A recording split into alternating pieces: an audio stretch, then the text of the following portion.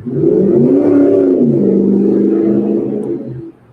we are live. This is your brother, asarimhotep, with the Martin Delaney Center for Egyptology. And today is Umoja, aka Sunday, July the 10th. And we'll get more on, the switch up in a little bit. And this is part 2 to our Hapi One Africa Egypt tour conversation.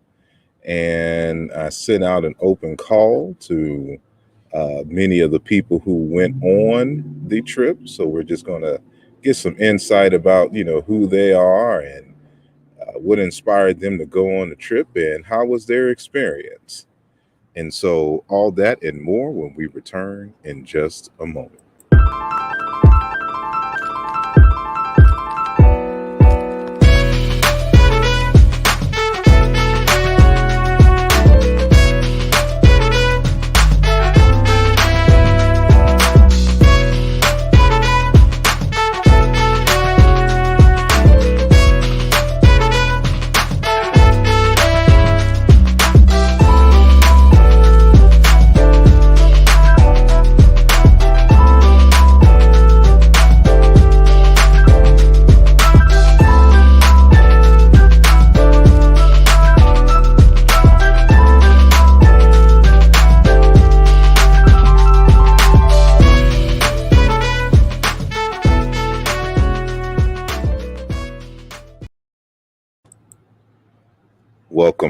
Welcome, folks.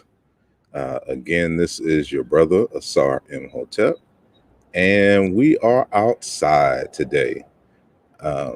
Not too long ago, I had to get my car serviced, not too far from where I'm at. So I am, where am I?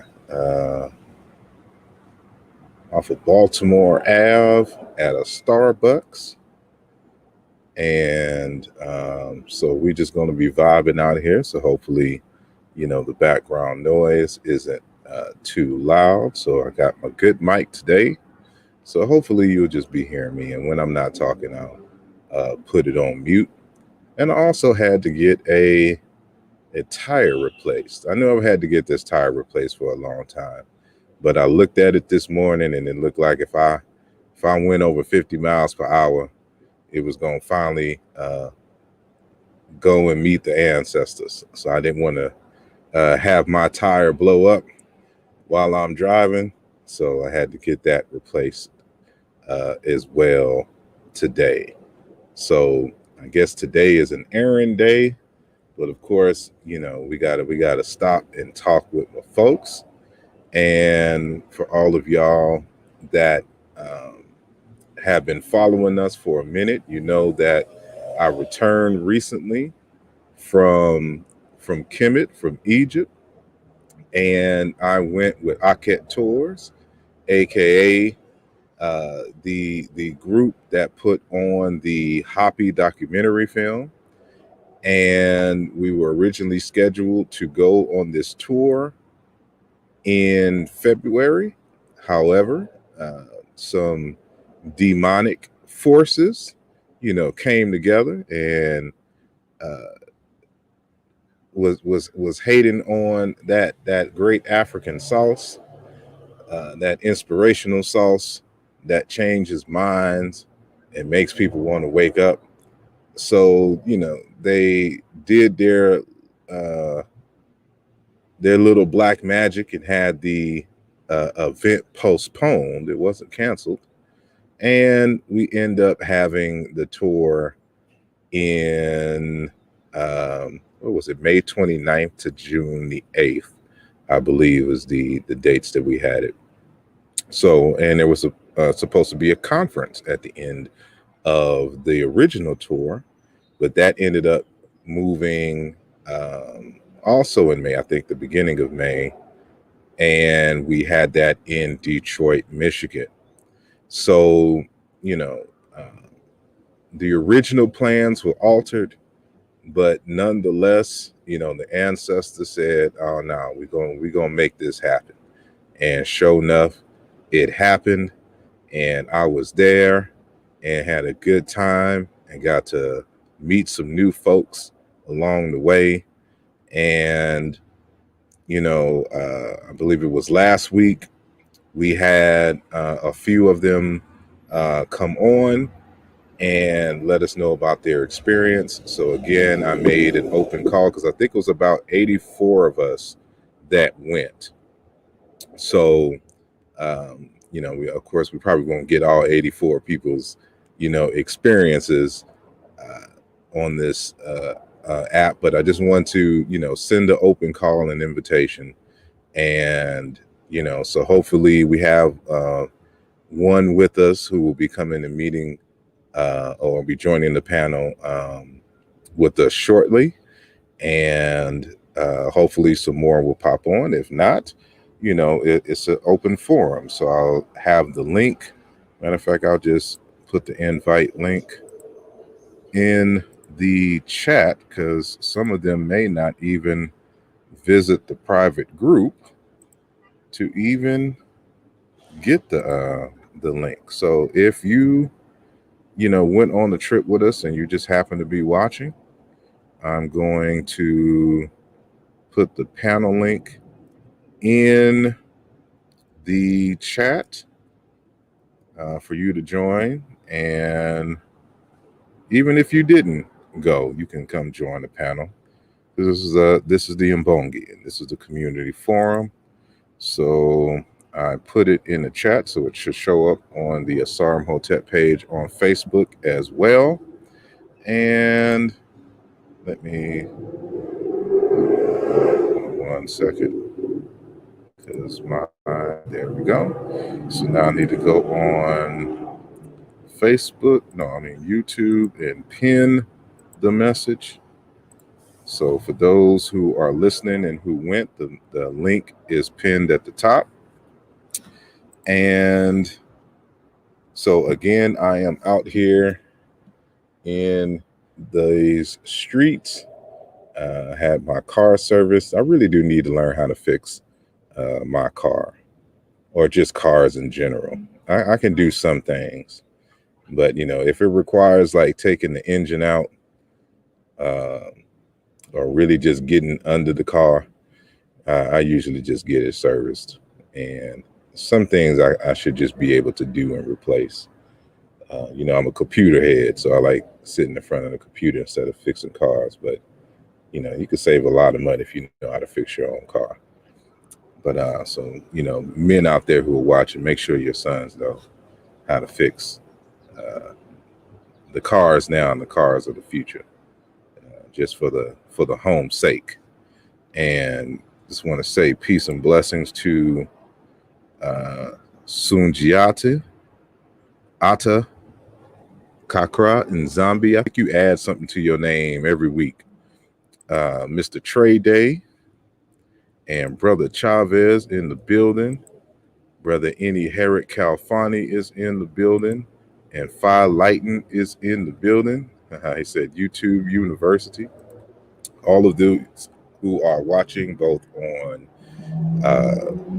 Facebook and on Twitter, peace and blessings to you all. And we have another person who joined us, and I'm going to bring you in just a second. He said, nah, it's just the same. I swear you be adding a new name. It's going to be, watch, next week it's going to be Sunjiata El Bay Amenhotep III. Watch. Y'all quote me on that and watch his name next week. But without further ado, again, this is an open forum, and we're going to talk with a few people who have went on the Hapi One Africa tour in Egypt, and we spent about a week and a half or so with each other in the hot ass desert, and helping each other not pass out and die from the heat and lack of water. But we all made it, and everyone got a story to tell their children, in the future, or now if they have children. So without further ado, I'm going to add my panel. So we have Sister Tamika with us. And if I could read this correctly, Malika Awusu Hassan is in the building. Y'all got to excuse me because I have this laptop, so it's a little smaller screen. So if I don't read anything correctly, I'm getting old, and it seems like all the text is getting smaller. But peace and blessings to each and every one of you. Thank you for joining the Mbongi and for coming on and sharing your story. And both of you, I did not know prior to the tour and the event in Detroit. So you are new to my family, but family nonetheless. And just appreciate, I loved y'all spirit while out there, and seeing y'all enjoy yourself. So what I'm going to do is first just kind of allow y'all to introduce yourself and tell us where you're from. So we'll start with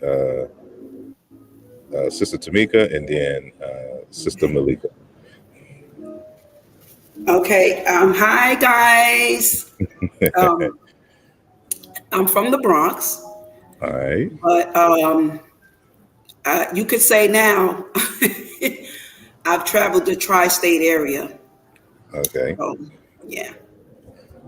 All right. And Sister Malika.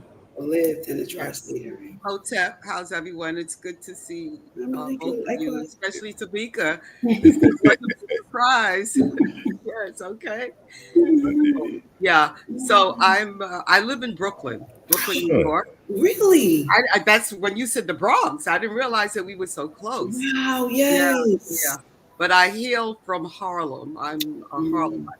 but I Oh. live in Brooklyn now. So my children always tell me, "Mommy, you're from Brooklyn." No, I'm from Harlem. I've lived in Brooklyn for like 30 something years, but I was born and Mm. raised in Harlem. Mm. Harlem girl. I was Yes, just in Brooklyn for the yes, first, well, not for the first time in Brooklyn, but for the first time for the what is that? The International international. African, Mm-hmm. Arts Yes, Festival. yes, Mm-hmm. yes. Yeah, so I came on that Saturday uh, Mm-hmm. with Brother Sunjetti and his Mm-hmm. wife. So I had a real good time up there. Well, that's good. That's wonderful. I tuned in to the first part of this. So, and thank you for Yeah, having it. It's a Yeah. wonderful forum. I Yeah. Yeah, the appreciate first it. part was absolutely wonderful. Yeah. Thank you, thank you. Well, my first official question then, and we'll start with Sister Malika, is how did you hear about the tour, and what made you say I'm going to go? And I guess in addition to that, was this your first time in Egypt? Okay, so I will answer the last question first. All righty. Uh, yes, this was my first time in Egypt. I heard about the tour uh, rather serendipitously online. It was this tour and another tour, and the other tour I had heard about first. But and I when I saw that, I was like, I was very interested.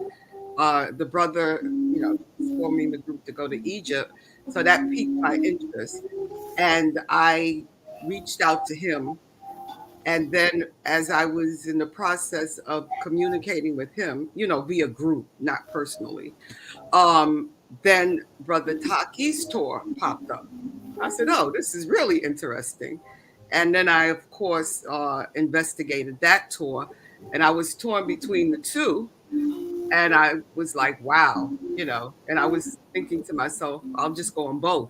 Because one was in February and the other was in June. But Mm-hmm. anyway, I ended up as going on Brother Taki's tour, uh, uh, for more so for logistical reasons, because the other tour was originating in California, and Brother Taki is in Queens, and I'm in Brooklyn. So, you know, I thought that was the Yeah, perfect. That was perfect. more rational thing to do. Yeah. But in terms of, you know what, it's like I'm a student of Doc Ben.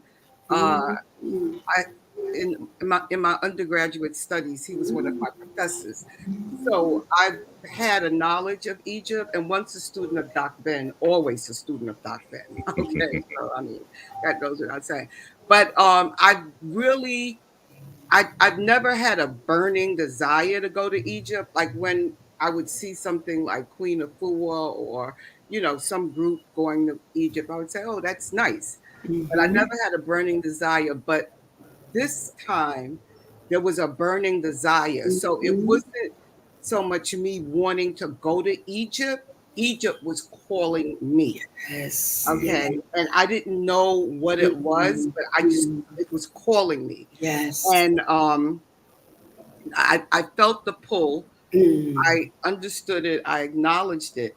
And and people were like, "Are you excited? Are you excited?" And I really never got excited per se. Okay. I was looking forward to it, but that excitement about going, that really never, because I didn't really know why I was going. All I knew was that it was calling me. Yeah. Okay. But once I got there, everything unfolded. Yes. I have a granddaughter. She's a month and a half old. And when I held her in my arms, the first thing that came to me was the whole concept, inspiration, and principle of Mayat. Okay, when I held her.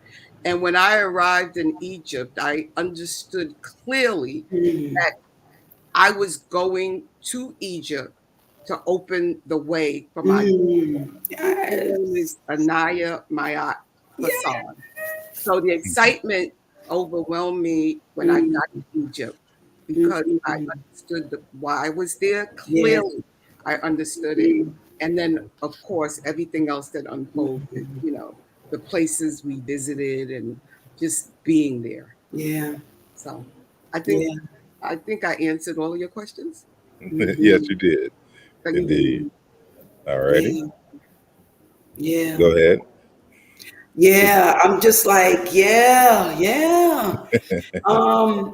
This was my first time going. I knew Taki back in 2012, 2013. And I remember he was doing the tour back then. And I really didn't know anything about Egypt, like just only the fancy or the surface, things that I just heard about Egypt. It wasn't never the in-depth or this level of consciousness that I've reached. And so throughout my journey in life, I had to learn loving myself.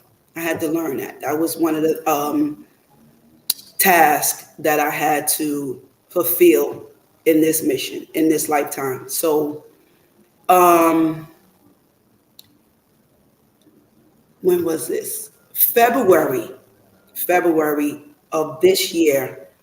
I saw Taki on a YouTube channel. It was a video I was watching, and I saw him. And this was like 10 years later, right? I'm like, oh my God, I know him. Right? I'm like, oh my God. It was shocking. And at the same time was like, okay, what is this about? Right.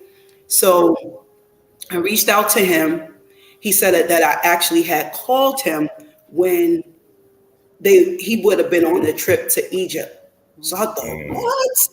Wait a minute. So like you said, Sister Malika, I felt like, yeah, Egypt was calling me too. Like, you have to wait for me. Right? So that's how I felt like it. You had to wait for me, right? And so, going, oh man, it all came together for me. It all made sense, right? I'm still learning the offset and Asar. I think Don't quote me, because the names, I'm still trying to learn them, right? Because I understand that I'm a soul being, right? And that my life is more than just this mundane lifestyle. And it took me a while to figure that out. And once I had got here to this place, I realized that my calling was far bigger than what was placed in front of me. And so going to Egypt, it was like the writing on the wall was speaking. The fucking, I'm sorry, but I have to just emphasize it that way, right? The fruits was speaking. The oranges, the watermelon was speaking. It was like just so many downloads that was coming. It just who I was, what I'm supposed to be doing.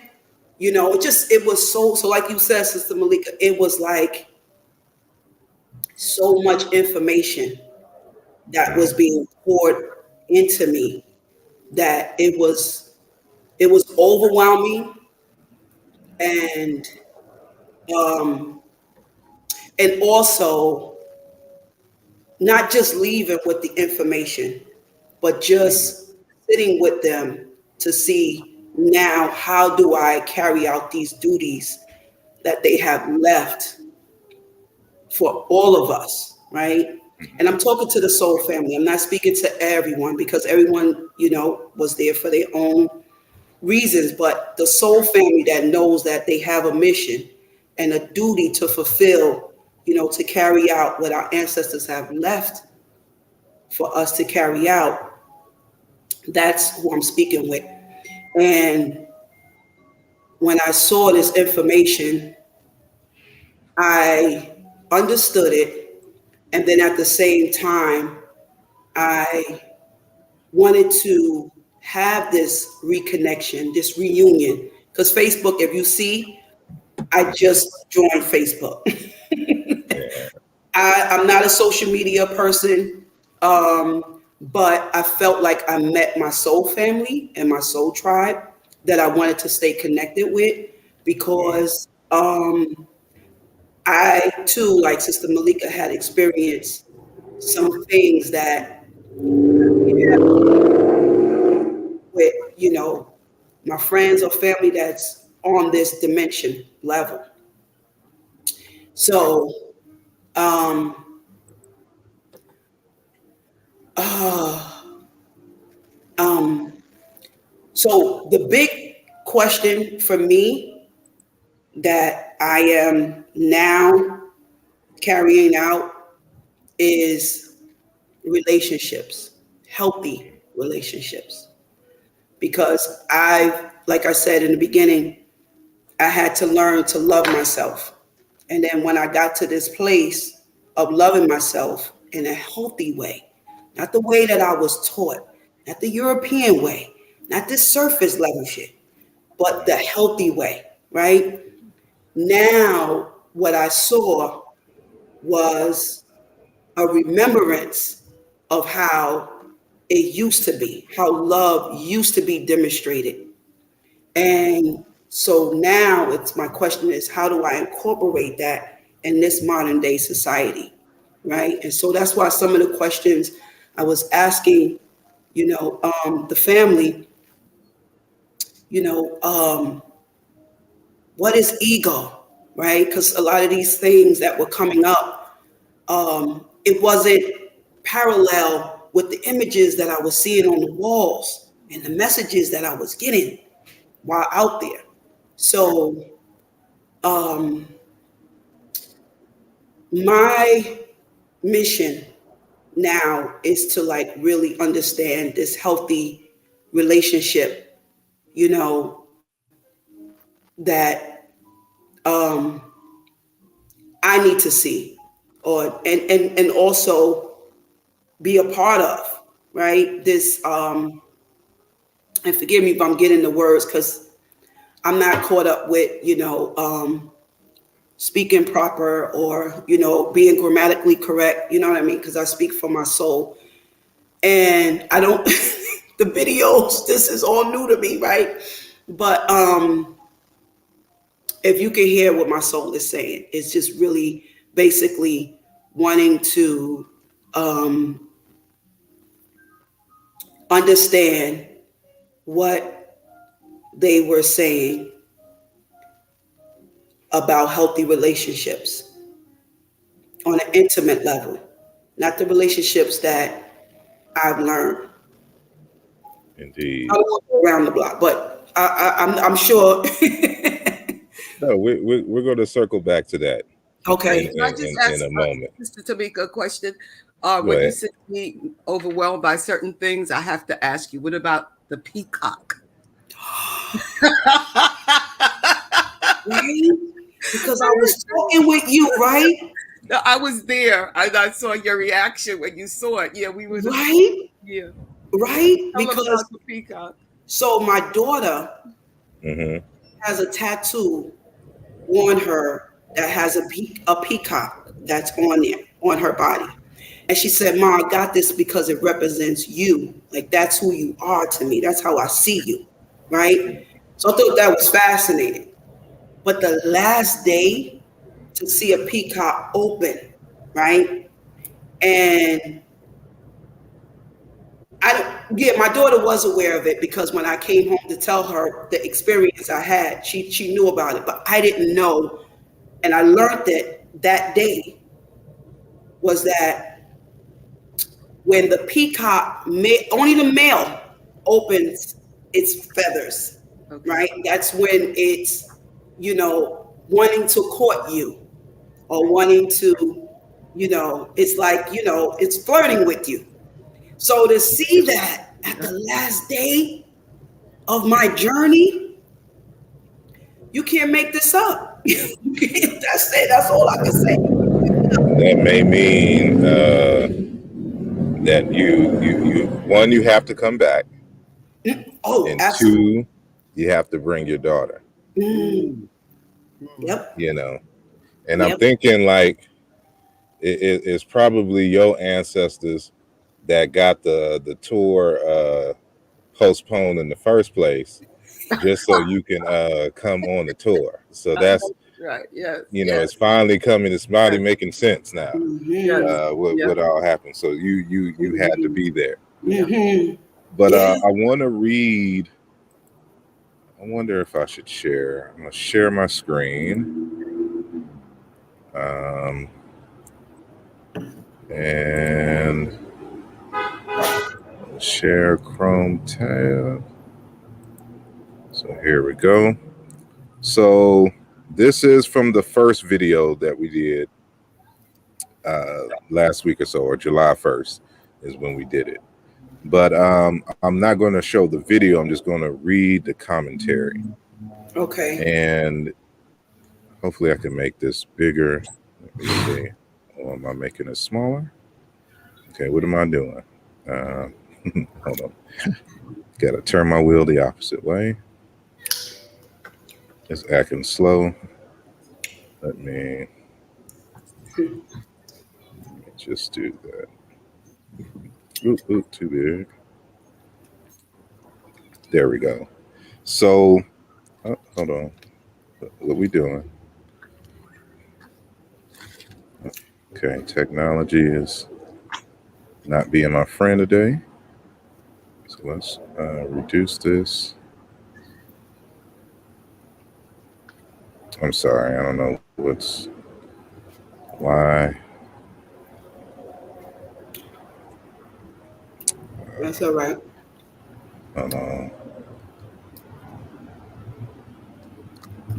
Okay, here we go. So it was from Phila Barcliff. Oh, Fila.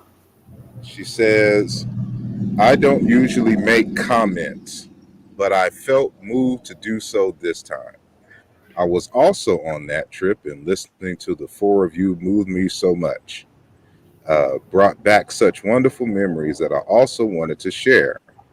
I'm a grandmother, and I was lucky enough to have the Yeah. resource to bring my 12-year-old grandson on this trip. Mhm.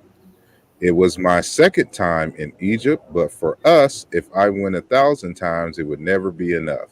Yep. I understand why Dr. Ben, Asa Hilliard, Runoko Rashidi, and so many scholars went to Egypt again and again. I hope that will be me as well. But this trip was so special to me because I got to share this history, this wondrous story with my young family member who I know Mhm. will be impacted lifelong from this trip. When we arrived back in the States, I looked at him and his tears were streaming down. When I asked him, he said he wanted to stay in Egypt, and I felt such joy. Finally, Right. I'm also a teacher and plan to share all that I've learned this time with my teachers and students. It was a great being on the trip with you, Asar. And so I replied and, wanted to shout her out, even though she couldn't be on the panel. But this was her testimony. And Mm. so for those of you, Wow. who have went on a trip and may be listening, she was the elder who had her grand Yes. uh, Mm-hmm. young man full of energy, Mm-hmm. and Mm-hmm. uh, so wanted to shout her out. But the Yes. next question, leading to you know, and I guess I get a sense because you're kind of at least led into this in both of your replies. But what was the feeling being there, and how was Mm. your experience with the other tour members, on the trip? And I'll just stop there, and any one of y'all can answer. And we got brother Rodney Hey, with us. Rodney, with the four-piece suit. Hold on, let me add him real quick. He is sharp. That brother is sharp. Oh, I keep pressing a button and it keeps taking them off. Hold on. Hotep. Hey, There we go. Please, Hey, please. hey. She a Uh, mess.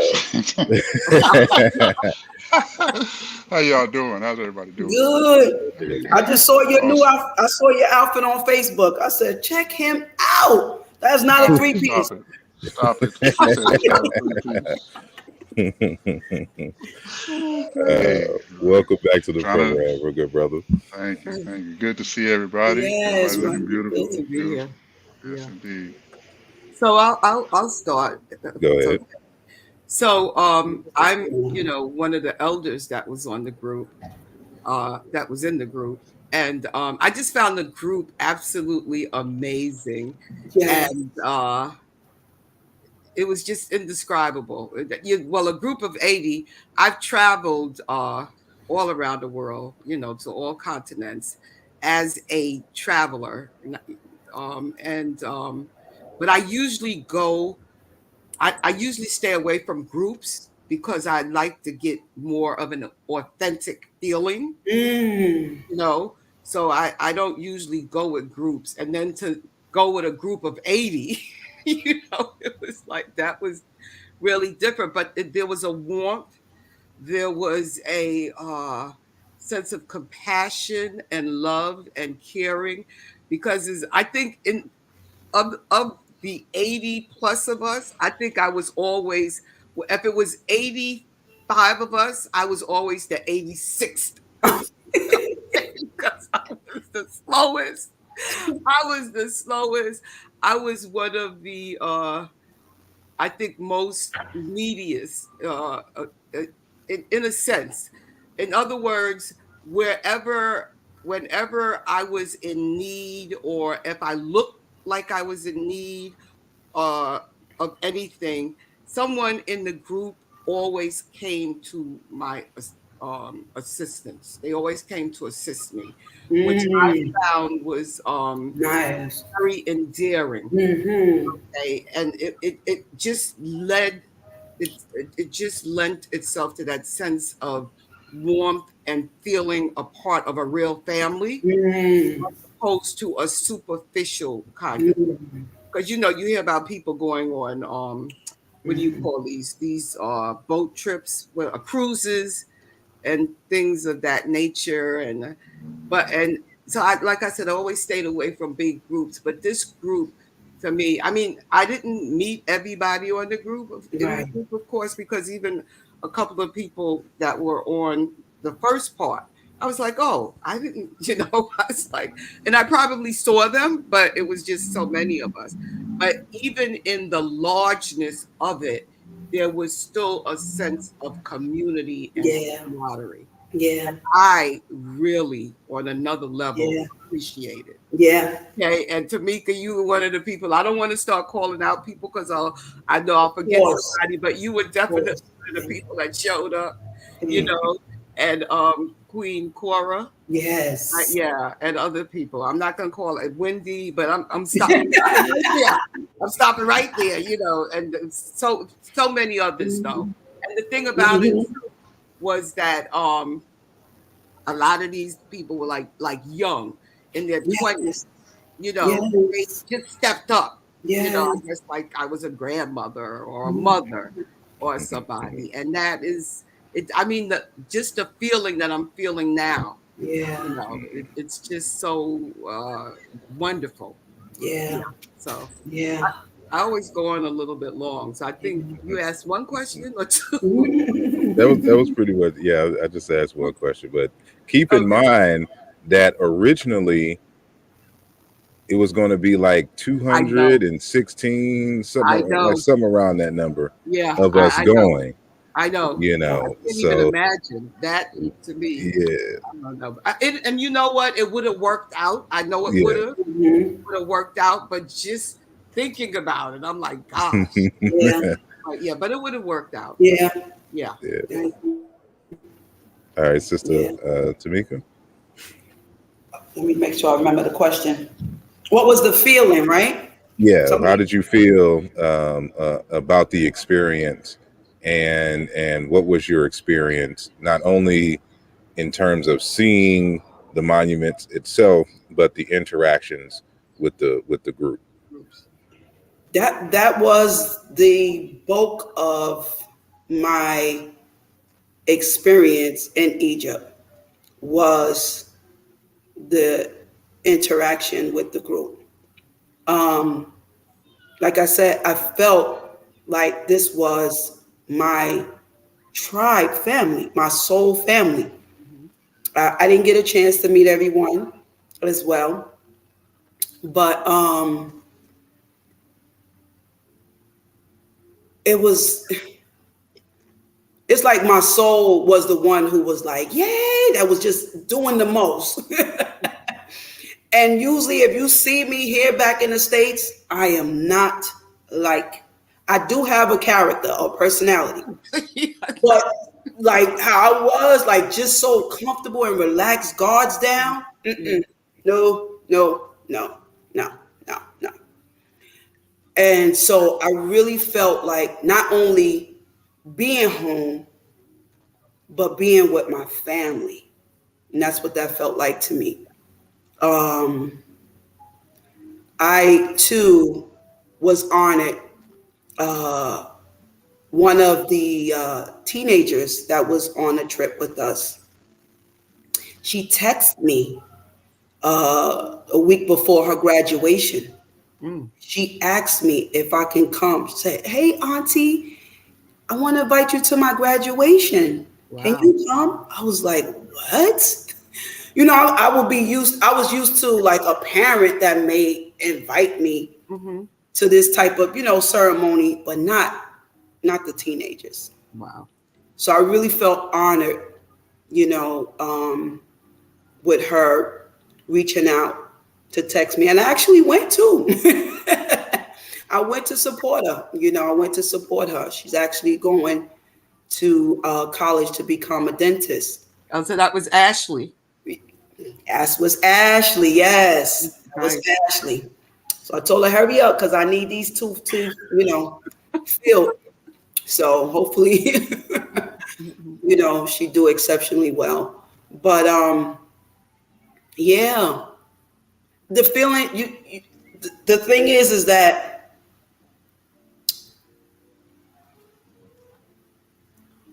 the words, you can't comprehend them in this dimension, because feeling, you can't really, they don't have it in the dictionary. They don't have the definitions of it in this dictionary, in this dimension. You know what I mean? So that's why when family and friends was like, what was it like?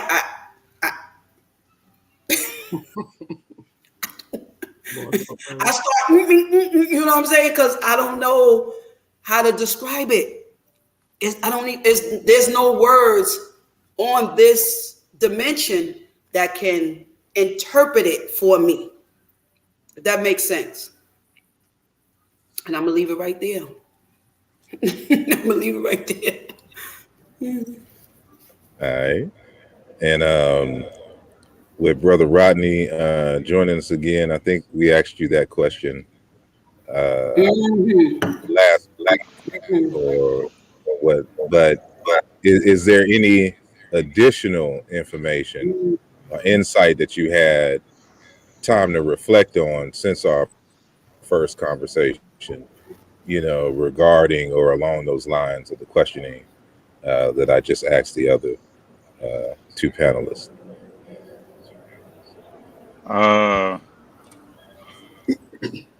No, I mean, so when you asked that the last time, I think my response was, "This is easy," right?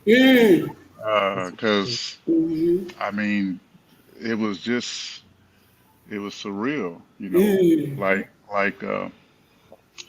the other two were saying, you know, that, like I said, so going to Egypt that was on my bucket list, right? That was on my bucket list for years. So we did that, but the energy and my response, like, you know, I agree, it's hard to give justice to how you're feeling in words. It's just, but the best words that I wrap around it is, you know, the energy was just family. It was just a beautiful thing. Man. It was, you know, and I'm thinking that had a lot to do with all of us being there for the, you know, same purpose, to get this history and to see, you know, get the experience, and then we had the scholars there that was so professional and competent, and, you know, just, you know, and then also, you know, the hotels was nice, you know, and, you know, I mean, it was just a good Some of experience, you know. them. The last But one was nice. yeah,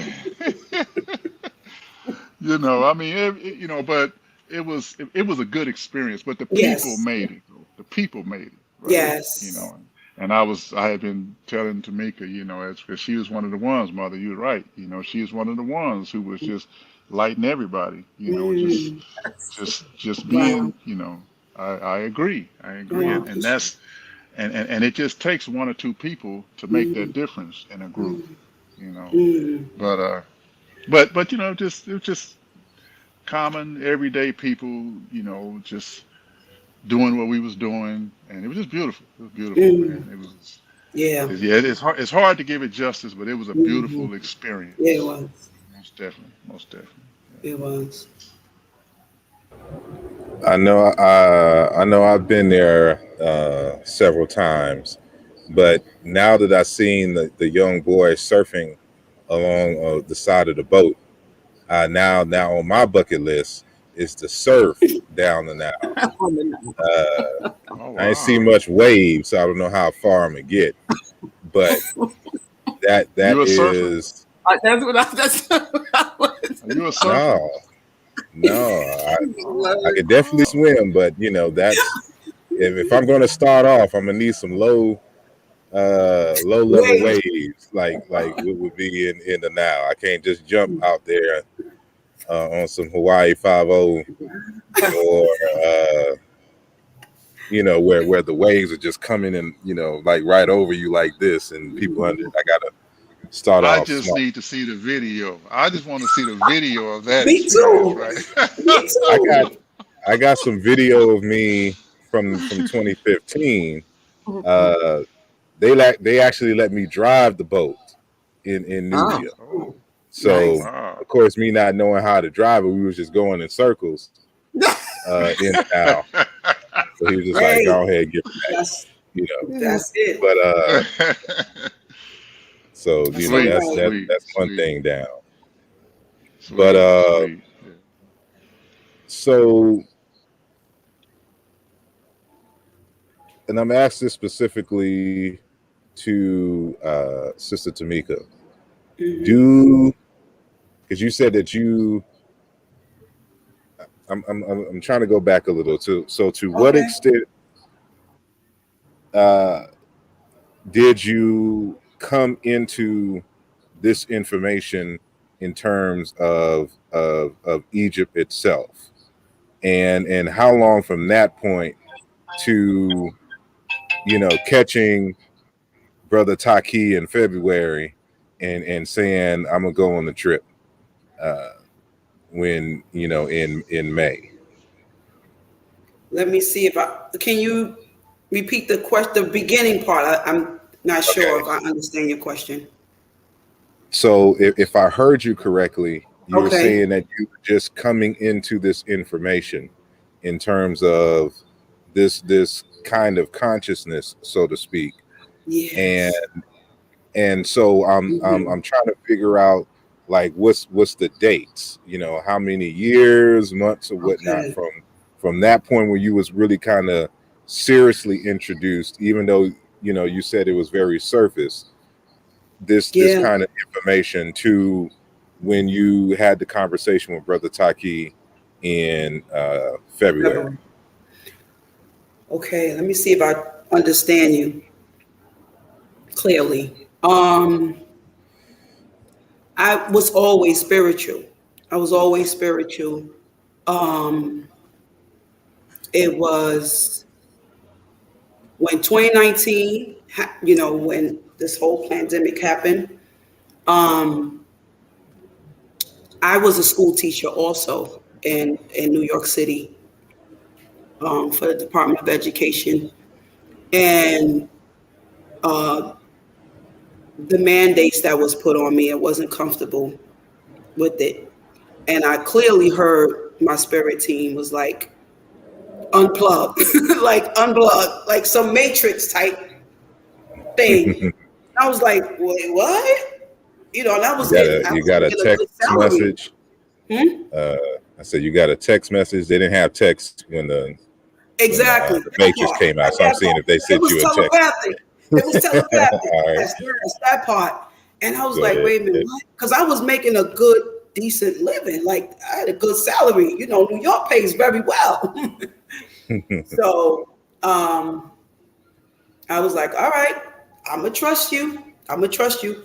So I was born a Muslim, right? So we were more militant. There was no affection in the house. Everything was militant, right? Which I appreciated that because it challenged me to get to where I needed to be. And then years later, uh, another text message came through. There was more books out there, right? And so led me on the path of Christianity. So I got into Christianity. I was a Christian for a while. And then it just felt like, for me, when I take information, it's not just information. I apply it into my life. I incorporate that to evolve. It's always about evolution for me, evolution. So as I was evolving, I was growing outside of the church. So that led me outside of the church. So now I ain't gonna say I'm a Buddha, but it was like the story about Siddhartha, Hmm. having to find his way. Like he wanted to see what else was out there in life than what his parents had ordained for him. So as he started on his journey, he found out it was himself. And so that's what it was like for me. So now let's fast forward to like where we say in 2021, 2022. Um, now, oh, so when I reconnected with Taki, he told me about the Happy film. So when I watched the Happy film, I started getting all this text messages. I like what you said, so I'm gonna go with that. Getting all these text messages, all just coming down, flushing. I'm like, oh, I see what you're saying. So I'm just writing. And I'm like, as they shared with me, I'm like, I can't do this by myself. This is too big. This is really, really big what they're sharing with me. And I'm like, I don't know how I'm going to do this. I cannot do this by myself. There's no way I can do this by myself. And then as I'm listening to them, it made sense why they unplugged me out of the matrix, right? And I've been like, even Taki was like, okay, this is how much the trip costs. How you gonna get there? I said, Mama Magic, that's what she told me. Not working. Not working. I said, that's what she said. Just give me the dates and we'll take it from there. Y'all saw my little luggage. Y'all saw my little suitcase. That was already planned. He already had set it up. My clothes was already packed when he told me about the trip. So, yeah, I came on I was on that wave, on that carpet. Got there. And that's when it all unfolded. It's like everything that was given to me before the trip, it just came together. It was just like, I get it. I get it. Like my whole life journey up until this point makes sense why I took that route. Because it's all about for today. It's about today. Yeah. This we're creating, just like we created the pyramids, we created hip hop. We're in an era now where we in creation. We are now creating a new system outside of the system that I once was a part of. So I don't want to go too, I don't want to go too far out there because I want to stay with you on the jet or the ski or what you said, the surfboard. Yeah, riding on my surfboard. Oh no, that ain't the song. Don't do that. Don't do that to me. No, there's a fly. Yes, Yeah, yes. But that's. Remember, I'm outside at this wonderful Starbucks, right? I don't even know if I'm technically in Philadelphia. Oh, you're not too far from me. No, not. Yeah, I live in Philly. I'm in Burlington, so I'm like close to Pennsylvania. All right. Yeah. I mean, to hop on Jersey is just a highway and a toll road. Yeah. Not too far from here. Wow. Yeah. Nice. Okay. Yeah. That's cool. Yeah. Right. Yeah. Yeah, but I want to go back to what Sister Malika was saying, if I may, because like I said, about the relationships. When I was observing the sisters that were there, that were my mom's generation, it was interesting just to see how they were just like moving independently. Like they received the help when it was offered, but just to see that they didn't even naturally, ask a brother or someone to help them, with their luggages. I watched this sister carry like 3 pieces of her luggage. When we went to, what was it, Luxor? When we got to Luxor Hotel, and she was just rolling it up the ramp, and I'm just looking like, I don't, I, it's like it's that for me, of trying to understand,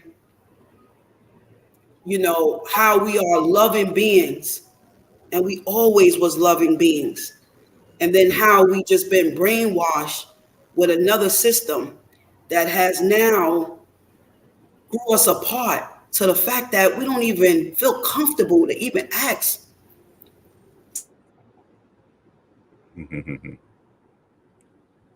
Look like you froze on us.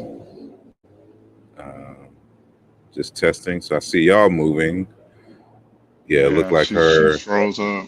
She froze up. Well, I'm pretty sure that she will be back.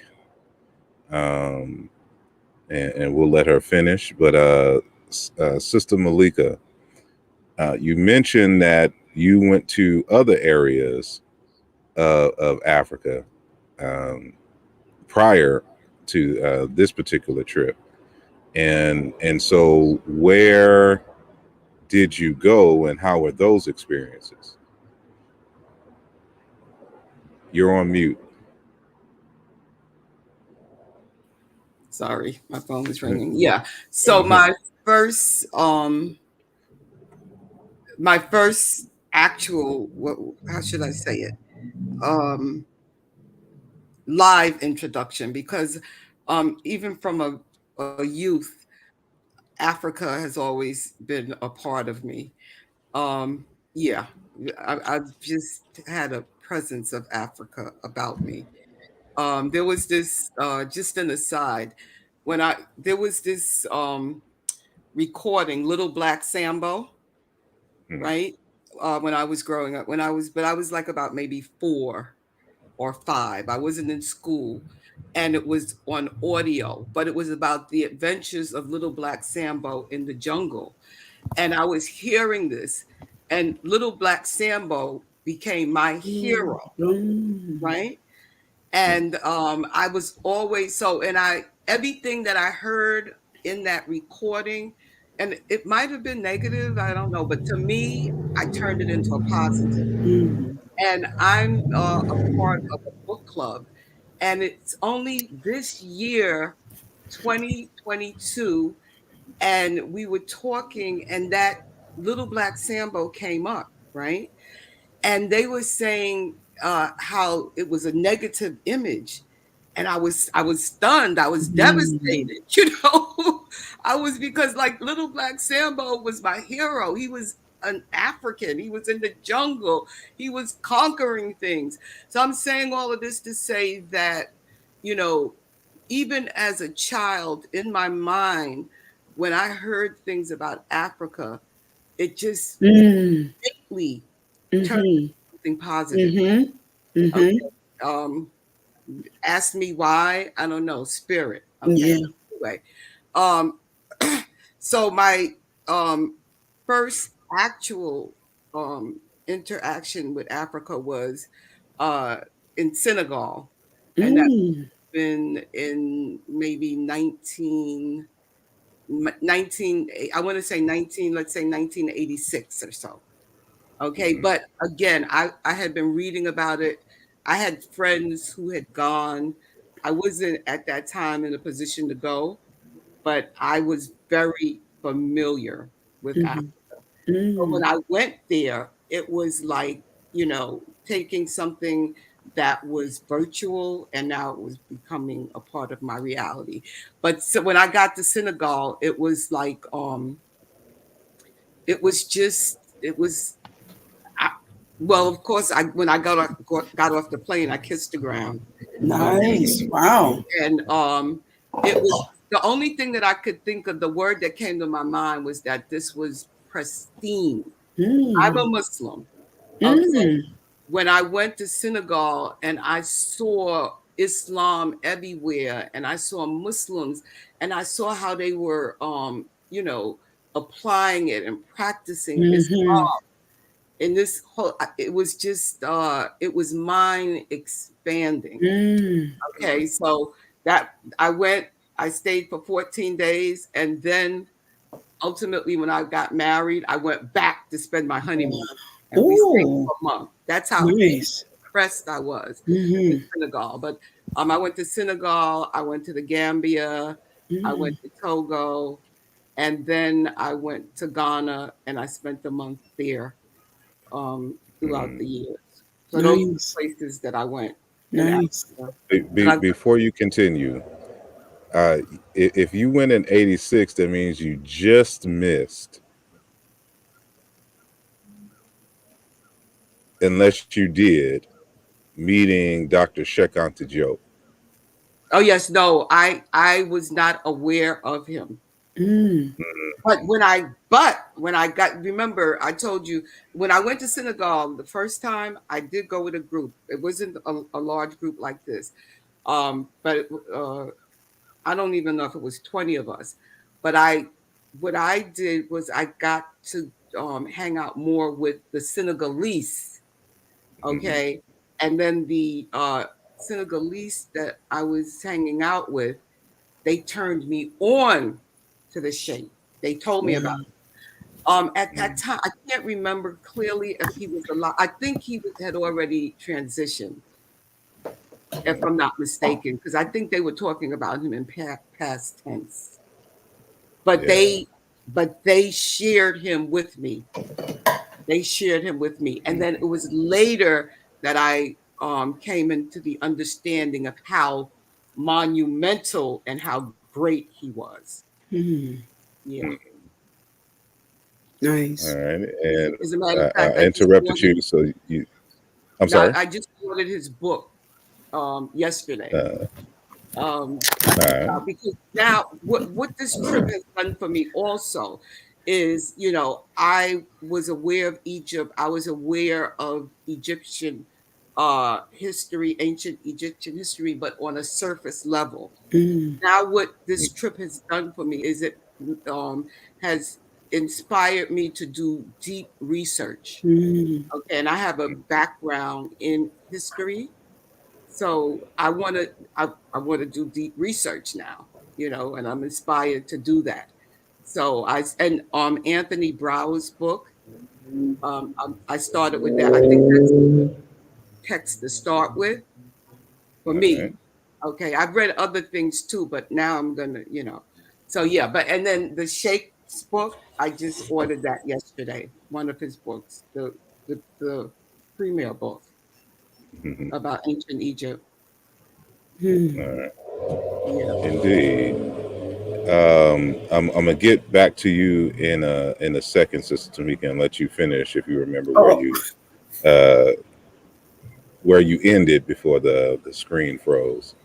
yeah. Uh, but Brother Rodney, uh, since you've been back, I want to kind of piggyback off the last part of Sister Malika's conversation in terms of any books that you've been eyeing or that you've delved into to expand your uh, your mind on ancient Egypt in particular or Africa in general. Has the trip inspired you to delve into a new text or series of texts, and if so, would you share that with the public? Yeah. So like I said on in our last conversation, it really inspired me to learn the Medu Neter, Mm. right? That has, that was like a missing link, as far as books and texts. Um, I have been, I got a library here, and I haven't finished reading. You can start accumulating books, and you got to catch up. So. Um, and some of the books that you guys mentioned, I'm over here looking at okay, I need to read, I need to get, I need to get on there, I need to get on that, yeah. Um, but, just like I said, being there and seeing what I had been reading about and actually seeing it is causing me to take another look. And and I think I'll get more out of the text, once and especially Mhm. after being there and with the upfront and personal Mhm. African centered Mhm. teaching that we Mhm. got at the sites, Mhm.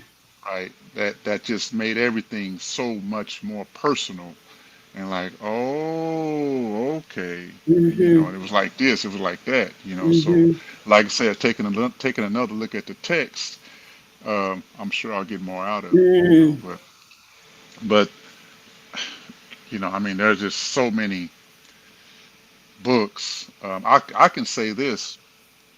Um, so I'm looking at them now. So, um, well, now the one book, Ancient Civilizations, right? The African Origins of by Sheikh Anta Diop. Yes, that's the one. That one definitely. That Yes. one definitely. And then Ivan Van Sertima's book. Mhm. there's quite a few of them And that then I'm Stolen inspired to. Legacy. And Stolen Legacy. Stolen Legacy, yes indeed, yes Hmm. indeed. And I even want to get oh, I do want to get Infudishi. I don't have any of his books, Mhm. Yeah. and so Mhm. I want to get his in my library. But it's just it did a lot of confirming, Yes. Mhm. right? Connecting. Confirming, affirming, Mhm. and So true. then inspiring to get in there. But I really want to learn that Meta Netter, and Yes. Yeah. I'm gonna try to get it in Fudishi's Scott. I couldn't get in this one, but I'm No. gonna Yeah, I Yeah. think he starts his first class today, Today. Yes. later on in the Okay. evening. Yeah. I registered. Mhm. Can I just say this? Like with Stolen Legacy, right? Like Brother Rodney alluded to, you have all of these books. I've had this book for years, Mhm. among others, for years, and never read it. And when I came back, I started reading it. The poor thing, it started falling apart. That's Wow. how long I started and Wow. never read it. But I started reading it, and it's just jam packed. It's a classic, and Mhm. I'm going to reorder it. I'm going to buy it again because this is something that I want to keep current. Yeah. It's falling apart, but I'm gonna, because look at that. Mhm. Because Yeah. I never Indeed. opened it. But again, I'm so inspired, and I just want to say this too, that this trip has helped me to connect the dots, as Brother Rodney alluded to, and solidify things. Because even after the trip, I came back and I was talking to someone, and of course, he asked about the trip, and then he asked about Cleopatra, and Mhm. I don't really, I don't really have a clear understanding of Cleopatra, so I don't want to misinform you. But after reading Brower's book, I clearly understand who Cleopatra was. Mhm. You know what I'm saying? Mhm. Armed Cleopatra the Seventh, who what's her name, Elizabeth Taylor played, and that she was a part of the Ptolemy lineage. So now, when that question is asked of me, I can speak with authority, Nice. and I have the receipts. You know what I'm saying? Yes. All right. And that's where I want to go. And that's where I'm headed. Mhm. Because that's who I am. Mhm. and let me say one Appreciate other it. thing. I was talking about the books, and I had been I'm always researching and studying. So I was watching some of your podcast, brother Asar, and Mhm. I didn't know that you had books out, and so and watching you cause so I got to get. I know the one that you had talked about. You have unique names for the books. I can't remember. It was one. Anyway, I got to get in your collection Wow. also. Yeah, Yeah, I didn't yeah. know that Yeah. either. Please How share many it books you with got us. out? How many books you got? Uh, He said, so it ain't one. It ain't two. It ain't one. Huh? It ain't two. He said, it's wow. about, I think it's about 6 or 7. Wow. Wow. Yeah. Really?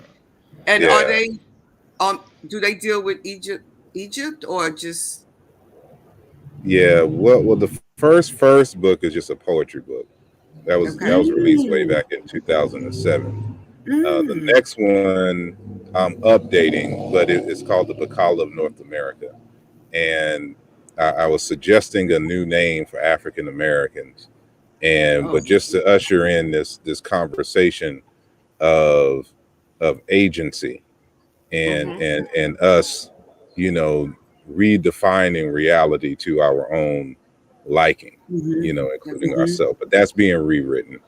The next one Mm. is Umoja, Volume 1. And then after that was Where is the Love? How language can Mm. reorient us back to love's purpose. Mm. Then after that is Nesu Biti, King, an ancient Egyptian, uh, a lesson in paronymy and leadership. And then after that is Aluja Volume 2. And then after that is Towards a Chicam Dictionary. It's a Mm. linguistic text. And then the one after that is Yoruba Orisha, Mm. Chiluba Maweja, Yoruba Oh. Orisha, and Ancient Egyptian Ak. That's another linguistic book. And I'm getting ready to release another book, Race, uh, Race and Ethnicity in Ancient Egypt, and then subtitled Towards an Etymology of the Place Named Kemet, Volume 1. Mm. So it's a 3-volume text that'll be released. So I may be missing something, but that's what I remember. Because I have others that I I've think. written that just haven't been released. That I have to rework Mm. and Mm, do some other things wow. with. So that's Mhm. why I had to think like I don't know uh, Mm. I think. I the think. I time. think. I think the book that I was inspired to read. You held it up, and I think it was a Luja. What you call it? The A Luja Luja. Volume 2, I think, is the one that Yeah. I held up Yeah. the other week. Yeah. So Yeah. um, anything. So Aluja. So Ujima Volume 1 came out in 2013. So any book after that, it deals with Egypt Okay. on some level, you know. This Nice. brother has created his own lane. I Wow. mean, Yeah. it's Pretty much. he's yeah he's got a lot of meat in there, a whole lot of meat. Good stuff. Yeah. I Good stuff. appreciate it. And for those of you who are just joining the conversation, today is an open forum, and I have invited those who have attended the Hapi uh, One Africa Power and Unity tour, who attended the Egypt tour between May 29th and June 8th of this year.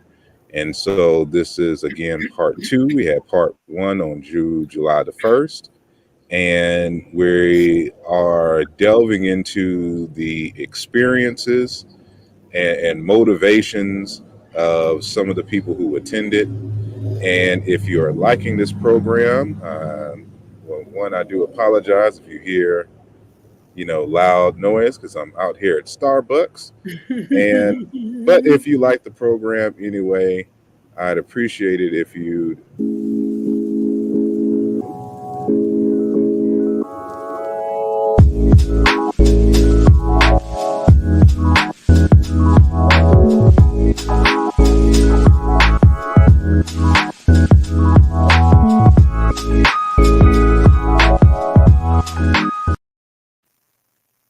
That was cool. You took technology to another level right there. Make sure you Wow. like the video. Hmm. And if you are new to the channel, subscribe and make sure that you hit the bell so that you get all the notifications when we go live or if I upload a pre-recorded interview. And so before this last round of questioning, Sister Tamika, Hmm. uh, TT Nefer Amen, we didn't call her. Oh, We added to nice. her I name receive it. earlier. I receive it. Um, was speaking in her communication pause for a moment, And I don't know if you remember exactly where you left off, but I want to give you an opportunity to finish your statement. Okay. I don't remember, but I wanted to clear up something with the hotels, because the Okay. hotels that was selected was really nice. They were nice hotels. So it wasn't the hotels that I was referring to when Rodney was speaking. It was, I felt like Cairo was like the purging, like it was like boot camp, just releasing and the healing. And then once we got the Aswan, then it felt like, we transition now to rebirth, new beginnings, anew. That's what it was for me. So when I gave that look like, "Ugh," the hotels, it was just more so the the transitions, that was taking place in my life as we were in one hotel to another and then to S1. So just wanted to clear that up. No Because problem. No overall, it problem. was, the hotels were decent. They were really nice. But Aswan, I felt like I was rewarded. Like, whoo, here you go, baby. Like that type, feeling. But I just, I don't remember where I left off at. But I do know where I left off at spiritually. And that is really cultivating this healthy relationships, because like you said, Rodney said, like it felt like a family. I've come from a good background of family, but were they healthy family, right? And that was one of the things that I had to identify and learn throughout this journey, reaching that place of healthiness, heal thyself, healthy, and that's, you're going to make me stress this to a platform, take it further, take it on the road. But anyway, I,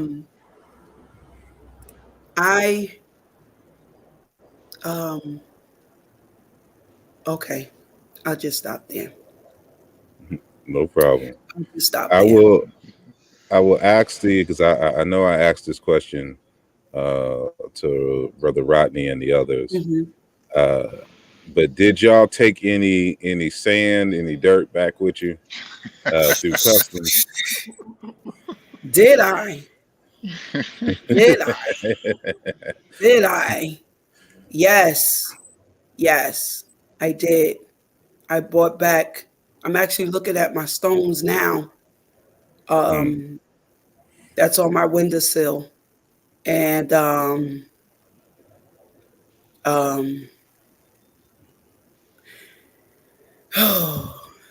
it is just like I said, you can't put it. I can't put it into words. I can't. I I did though. I just brought back what you said. To answer that question, yes, I did. Every time when you ask something, it's not a simple question for me, because it wasn't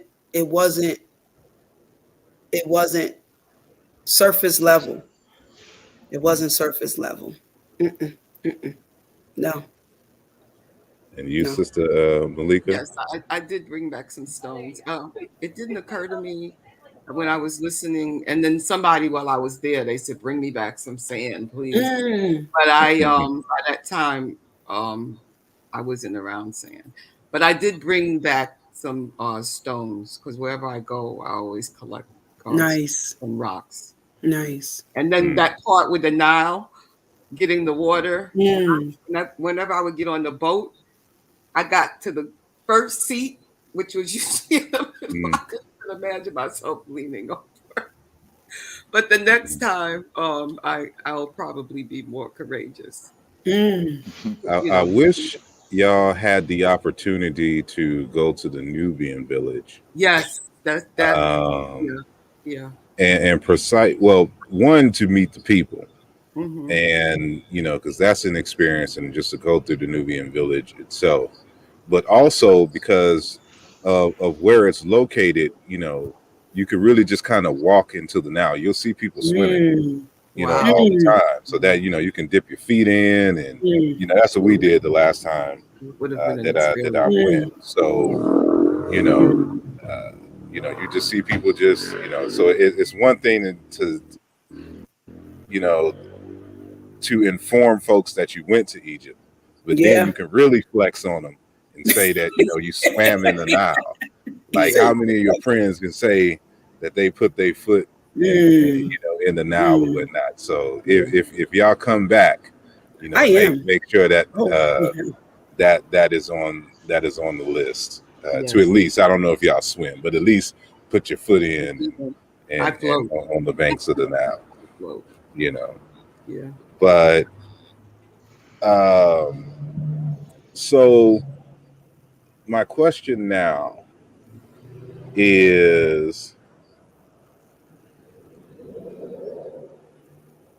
were y'all involved in us waiting those several hours in the oil shop because y'all was purchasing all the oils?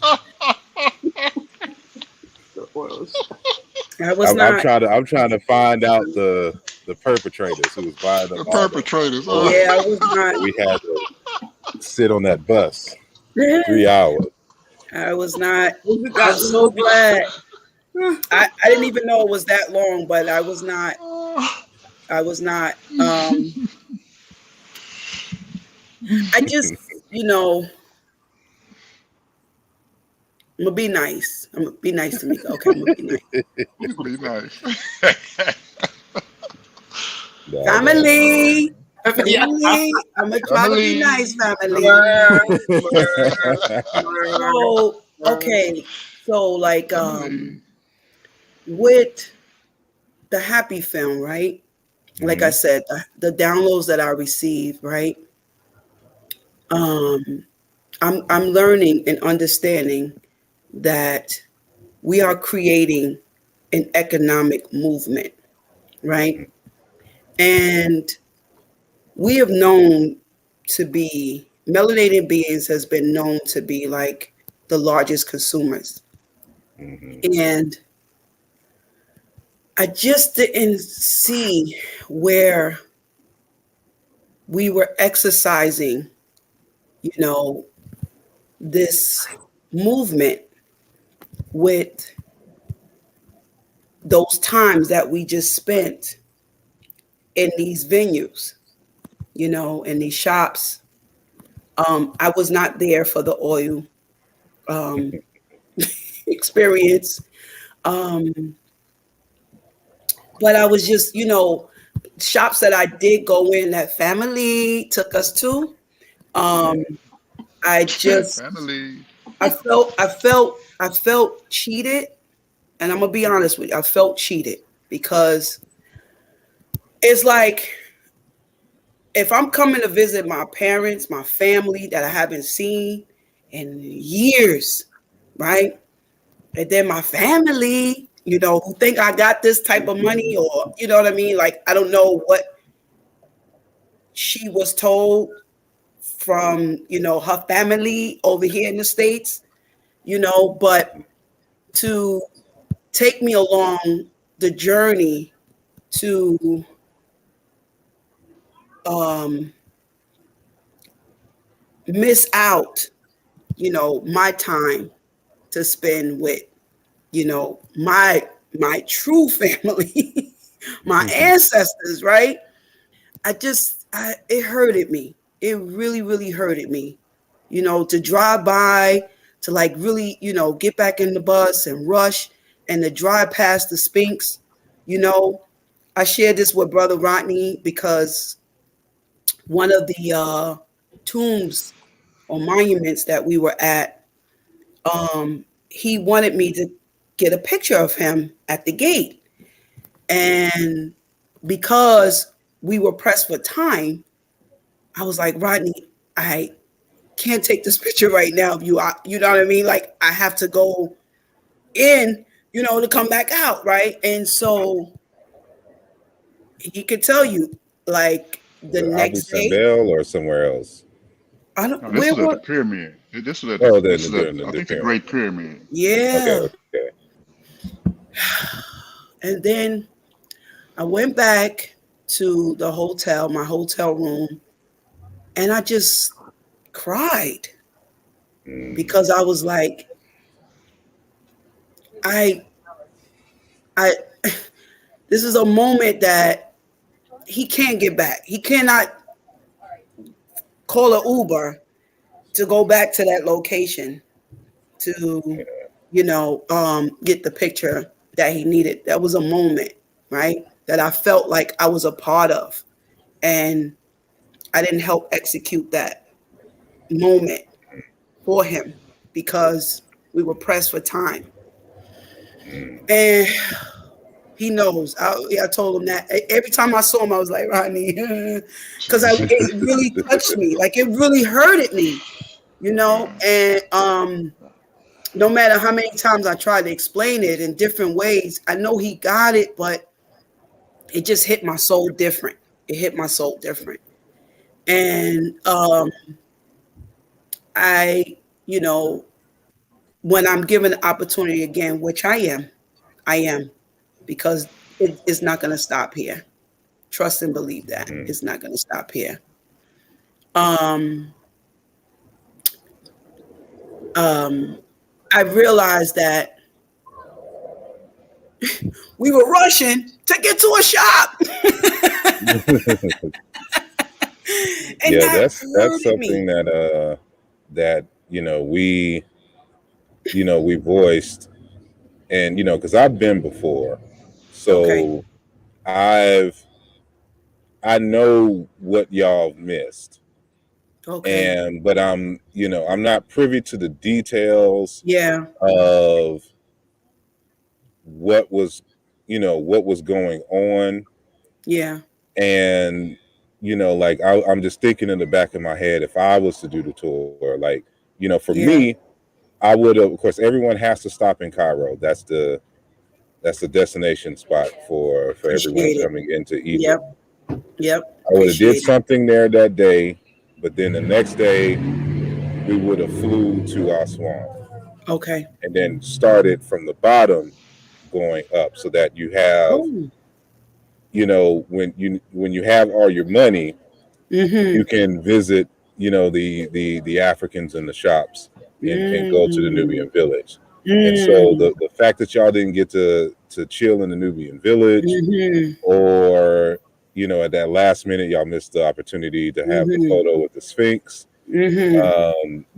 I felt bad for y'all, but I was Mm-hmm. also wondering to what degree the situation that uh, that happened in February had to play a part Okay. in how we were able to move Mm-hmm. coming into Egypt. Got And it. I say that because even when we were in Aswan, they, like the police and things. So we had the police that is with everyone. And like if Mm-hmm. there's a big group, you have Yeah. to have armed Yeah. security with you. Yeah. 'Cause we got to remember that this is the Arab Republic of Egypt, Mm-hmm. and all kinds of terrorist stuff happens there. It's Mm-hmm. it's like the United States, Yeah. but it but we Yeah. don't get armed guards Right. when we go. Right. No, Uh, right. The celebrities but are here. We here. The queens of yeah, kings and queens are here. I get it. but there were also other non-uniformed agents following us as Mm-hmm. well, Mm. and they were trying to stop us from going to the Nubian village or even interacting with them. And so Mm. we got to remember that part of that conversation that they were having in terms of why the quote unquote Afrocentrists can't come to Egypt is because Mm. they believe that, because remember, we're coming originally over 200 something folks, Mm-hmm. and we have this great body of scholars. who have spoken and have been very vocal, not only about the history of ancient Kemet, but also the current treatment of Nubian people. And so, from the feedback that I was getting and I was reading in terms of certain comments online, is that we were coming there to join forces with the Nubians and Wow. to start a rebellion, Really? right? Mm. So when we're there and you have these secret folks following us, Mm-hmm. then you have this conscious movement to keep us from the Nubians while we are there.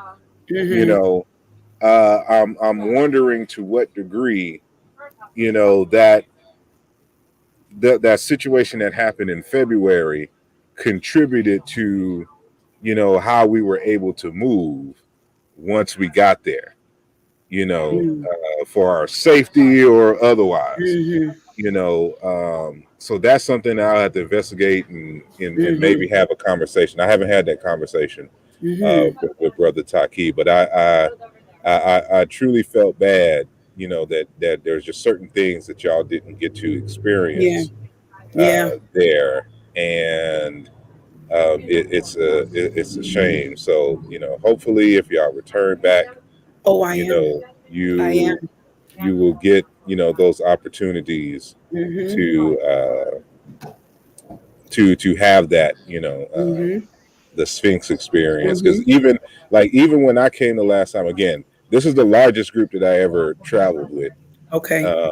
So, but you know, like we had like half days, you know, and like a rest day to Mm-hmm. where, you know, we can just go, you Okay. know, and explore what's around and visit the shops, and you know, that just wasn't on the itinerary. It's just, you Mm. know, y'all grown, this is the hotel, this is what you do, be careful with these folks and da da da, Yeah. but you know, go and be, Mm. and you know, and I think that just trying to fit a whole bunch of stuff in this time kind of takes away, you know, from the experience. So, you know, Mm-hmm. maybe that's a conversation that, Mm-hmm. you know, we can have with Brother Taki for future, Mm-hmm. you know, tours. But I, you know, again, I don't know all the details and the behind the scenes of what, you know, we were allowed to do, and people we were allowed to interact with given the circumstances of February. But but regardless, you know, in terms of the whole economics thing, as I've stated in the film and that I state in general, the economics start with the relationships that you build. And it's not to say that, you know, everyone has to be buddy buddy hang out, That's but right. it's a certain level of support and integrity Mm-hmm. and kindness and stuff that just Mm-hmm. goes a long That's way into right. setting Yes.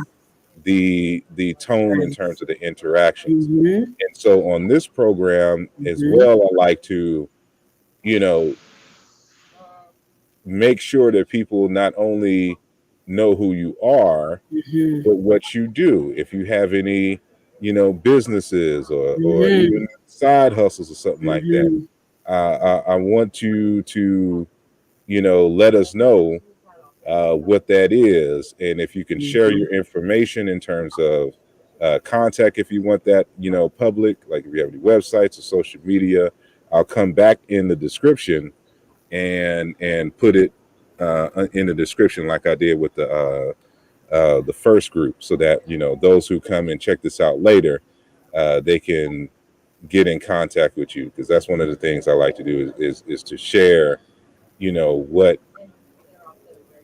people who come on the program, what they do, and how they can and how others can support them, or when they, you know, come to the point where they may need your product or service, you know, they think about you and know where to find you. So I guess I'll start with Sister Malika. If there's, you know, anything, you know, that you do, or a service you provide, or a product that you provide, or you just on social media and just like to have conversations or something. Like how can the people get in contact with you and the like? Well, thank you for this opportunity again. So I myself am retired, but I am an entrepreneur. I come from an entrepreneurial lineage, not just the family, but whole lineage, way back to my great grandfather.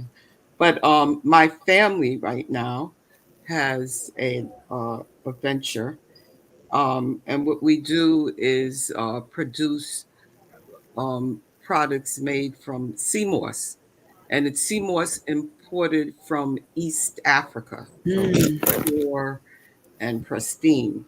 The name of the company is Beneficial Sea Moss, and you can go to uh, www.beneficialseamorse.com, and on that website you can see the different products that are available. And yeah, and the male in our family that's um, spearheading this, his name is Yusef Ismail. But anyway, go to Myself, beneficialseamorse.com. So that's what I'd like to share. I appreciate it. I appreciate it. Sister Tamika. I'm trying something new. So, because I do have, like I said, I've been given a big project, right? So I already see what it is that I'm supposed to be doing. But for now, while I wait, um, I'm very resourceful. I've had my own non-for-profit, started from the ground up. 501c3 at that, right? Not just a non-for-profit, but a 501c3. So if anyone who is looking to have a non-for-profit and needed some, assistance with that, I can help assist you with that. Um, Also, um, I'm a life coach. So I did my work. I did my work. So, if anyone that are, along their journey and coming across some pitfalls or what have you, feel free to reach out to me with that. Um, I'm also, and I'm a student and a teacher, but the population that I worked with as a school teacher was students on the spectrum. Those are my babies. Those are my babies. So if anyone who has a family member who are struggling with, just even knowing where to start, with their loved one that is on the spectrum, feel free to reach out to me. I would definitely help guide you. I have tools here that I even bought out of my classroom that I'm going to, continue to incorporate that one-on-one for families that, need that support. I'm doing something different. I'm not using fiat, not using fiat money, right? I'm looking to trade. So if you have, a skill, or if you have, some sort of talent or gift that that comes with a fee, right? Let's talk. Right? Because that's the way I'm going. That's the route I'm going now.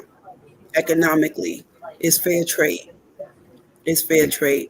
But as far as my soul family, yeah, definitely um, hit me up if you need these resources that I have. Indeed, indeed. And I know, Brother Rodney, we asked you on the first, but remind Yeah, people my genealogy. what you do, and I'll post your contact and YouTube channels and the like on this post as well. Okay. Um, so I'm at your beneficial CMOS site, Yes. Malika, Yes. Nice. and this is nice. Thank Wow. you. Thank you. Nice. You're gonna be hearing from Rodney. Rodney, shut up. Definitely, most Thank definitely. I you. like this. Nice. Sweet, sweet. Nice. I Nice. am as far as trade wise, I'm an electrician, so I have an Mm. electrical uh I have my company. I have an electrical contracting company, New Day Electrical Contractors. I'm on Facebook. Um, um, I do research history like a lot of us do, and been doing that for about a good 10 years. So I have a Facebook page where I posted quite a bit of information on our history.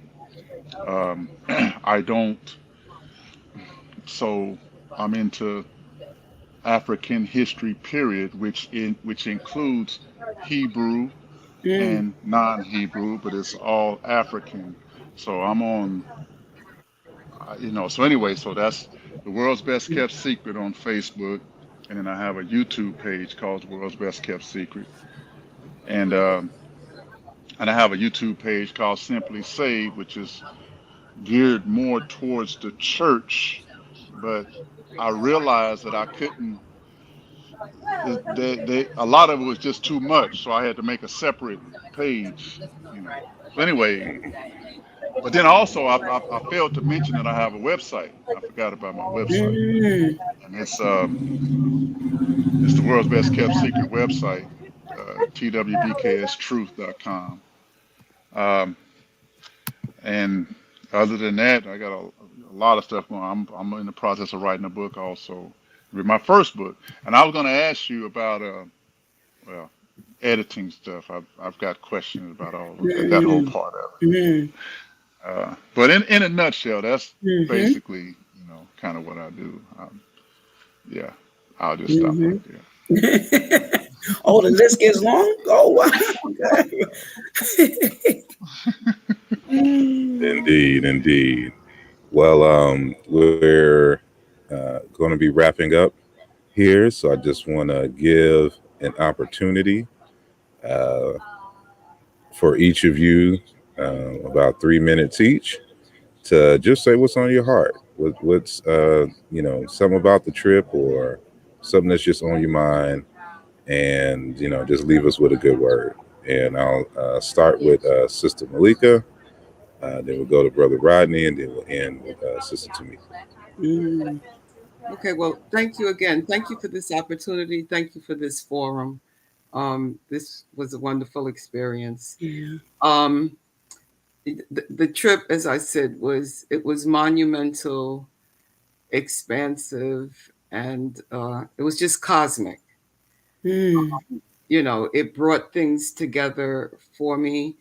Um, uh, to paraphrase something that Tamika alluded to in terms of Siddhartha, to paraphrase Siddhartha said man's true journey in life is, paraphrasing it, man's true road in life is finding man's true journey in life is finding the road back to himself. Mm. So, all right. So, I mean, and that's Mm. kind of like what the pilgrimage was. Mm. Because we said instead of calling it a trip, it was more of a spiritual awakening and connection. Okay. I mean, when I share it with people and I'm just sharing the words with people, they get excited. They feel the energy, or they tell me, it's like, oh my God, they feel the energy because I've been electrified, I've been reunited. I mean, Mm. go and see. I remember I went to Paris and I went to Orléans, which the city that New Orleans is named after. Okay. And when I went to Orléans, I saw this huge statue in the middle of the square. And, thank God I'm a reader. I like to read. And the statue, was there. And I think it was in French, but they had to have something in English, or somebody told me. But anyway, it was a statue of Joan of Arc. Okay. And I just melted. I'm a history buff. I love everybody's history. I mean, I embrace and, honor my own, but I love everybody's history. Okay. But so, in school, we learned about Joan of Arc, right? We all learned about her. And then to be in Orleans and see the statue, and then everything just came, pouring over me. What I learned in school, what I saw on TV, and I couldn't believe that I was actually, I had no idea that this connection. So I'm saying this to how I connected to being in Orleans in Europe, experiencing this European history. So can you imagine what happened to me when I went into the temples in Egypt? Okay, seeing my images of my ancestors on the walls, okay, coming alive, and not just the images, but the brilliancy of the colors, the magnificence of those colors that were still there after tens of thousands of years. How did they do this? And to know that because my ancestors did that a part of that is still in me. Okay. So when I say that it was a monumental, cosmic, expansive experience, I'm not using words frivolously. I'm using them intentionally because my life could and will never be the same. Okay, because the dots have been connected. All right. And once the dots are connected, it's just time to take it to a higher level and another level. And, that's what this has done for me. So I just look forward to moving forward wherever this may take me. Yeah. So it's been a wonderful spiritual, mind expansive, connective experience. Thank you for giving me the platform to share with people. Beautiful. Awesome. That was beautiful. Well, yeah, it was so for me. So I connected with Hapi, I don't know, a few years ago, I guess, and but I had like Asar and Infudishi.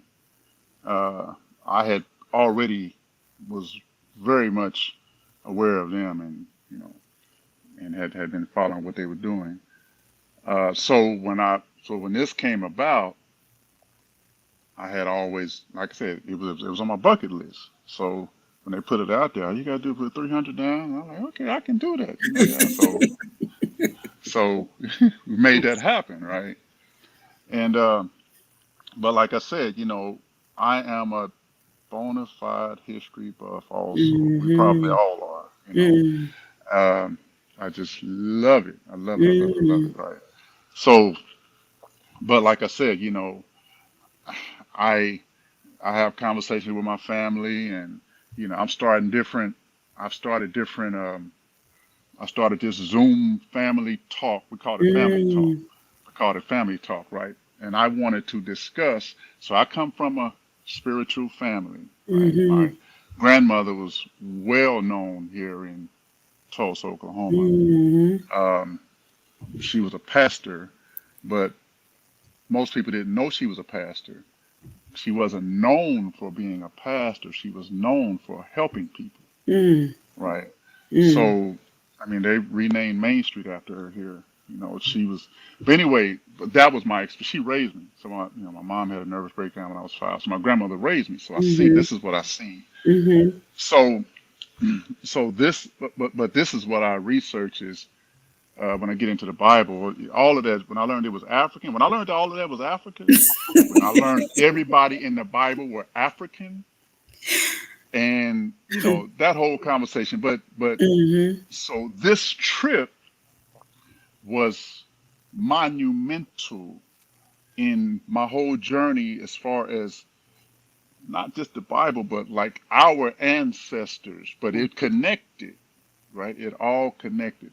And like I was telling Mm-hmm. them last week, I've been doing genealogy for 20 years. So um, I'm going to go to other parts of Africa to visit my family, right? Where my ancestors came from, right? Where my actual ancestors came from, all of that stuff. So it's all working together for me in a spiritual way, but then in a practical way also.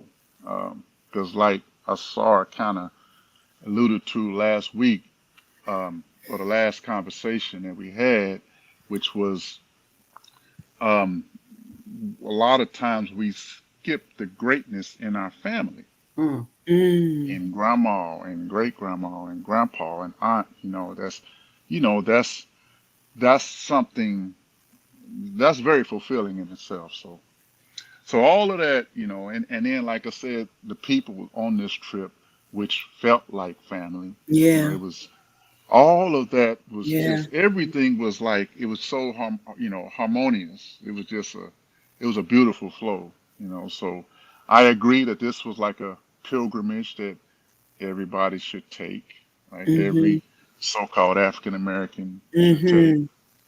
Mm-hmm. Um, and it'd be good if they could have some of the resources that we had, Yes. namely the African-centered scholars who Yes. was telling you the truth about what we were looking at, right? And not just people who took a 6-week course or whatever. And, you know, Mm. people who really. So all of that just it just made the trip. Like I said, when I try to explain it to people, words don't give it justice. I do the Yeah. best I can, but it's just hard to wrap the right words around the thoughts that I want to get out. And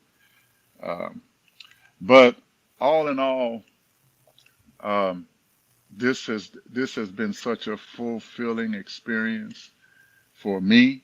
Mm-hmm. Um, just I'm everybody on the trip. Everybody on the trip just Mm-hmm. had a beautiful spirit about them. Mm-hmm. It was amazing. It was Mm-hmm. amazing. So it's just amazing. I could go on and on. My grandmother used to say, "I don't run out of words. I run out of time." So, but I appreciate the platform, brother Asar. And this is it's just amazing. It's amazing. It's Yeah. amazing. Yeah. I'm gonna stop. I'm gonna stop right there. Uh, Before your time runs out. Yeah, exactly. That hook. Get that hook out and pull you back. Indeed, indeed. All righty, Sister Tamika. Yes. yeah, Asar, same here. Thank you so much for this platform. Because it was like so much that was racing in my mind. And I'm like, how do I reach this family? Like, and just have this opportunity to share just moments that I had in Egypt. Um, but in summation, what I'm understanding and what I'm experiencing here is that our ancestors are back. They're Mm. here.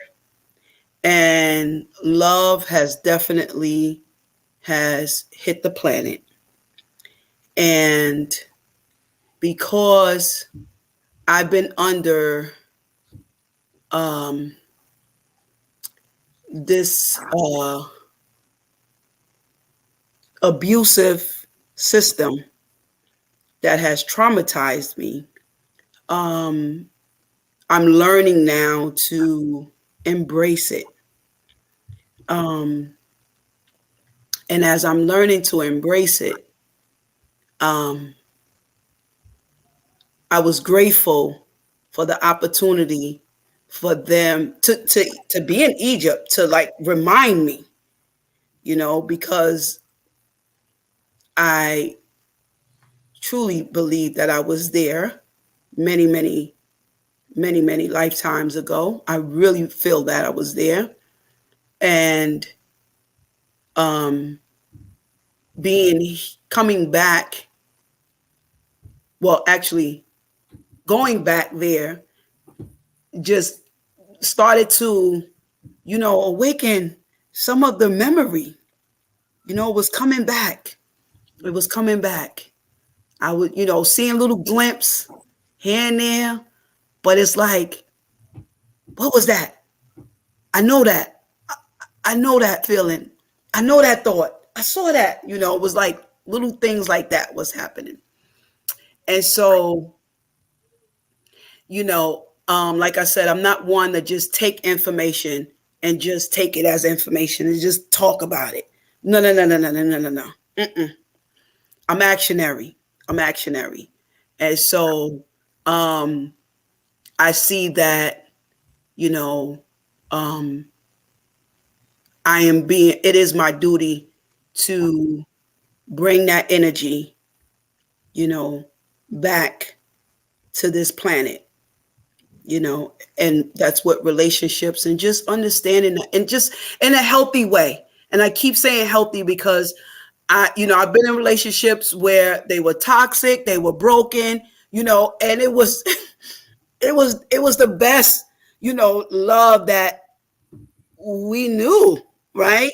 In our own little way, we just, that's what we knew. Yeah.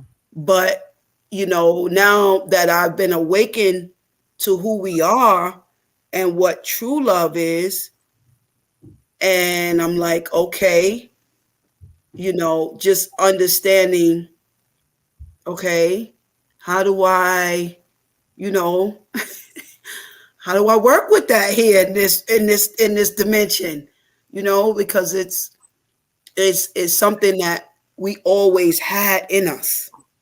We never was evil people. We never had that in our heart. Love was always in our heart. That's why we're not vicious and violent like that. We're not. We're lovable people.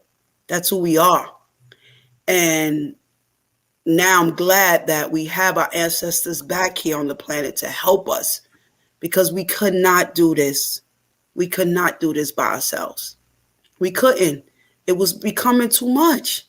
It's over us. It's too much. It's too much. So I'm glad that they are here. And now, we can definitely continue our journey, fulfilling our mission. And I understand now that it's not this mushy love that I'm referring to. I'm not this love that, I was taught, that Netflix and chill, you know what I mean? That's okay. That's good. But I understand that it's bigger than that. I get it. It's bigger than that, because it's really to help this planet and the planet of where we come from.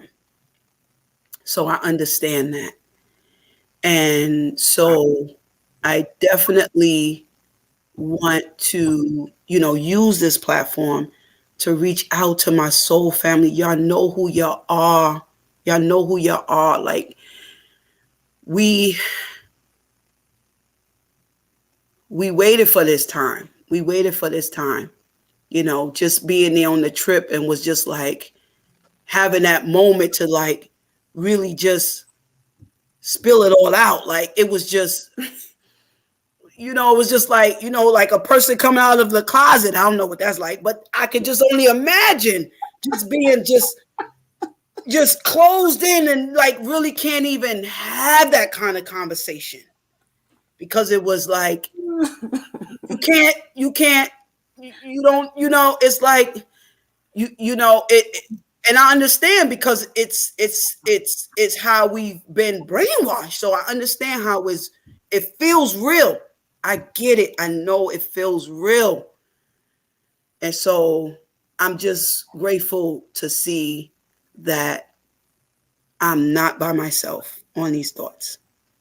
I'm so grateful to see that. And that I will fulfill my mission that I've been called to do here on this duty. And you guys are going to see that. And I'm looking forward to seeing, your evolution and your cultivations, in your own journey. In your own journey.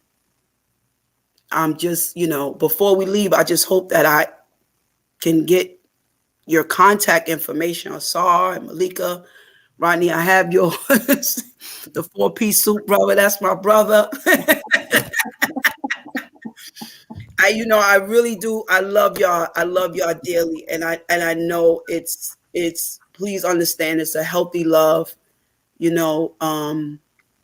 because I understand who I am and I understand my mission, and if it come off, as being, what this world would consider flirtatious or whatever, if you understand my heart and just know that I know who I am today and I know my duties that I'm supposed to carry out, that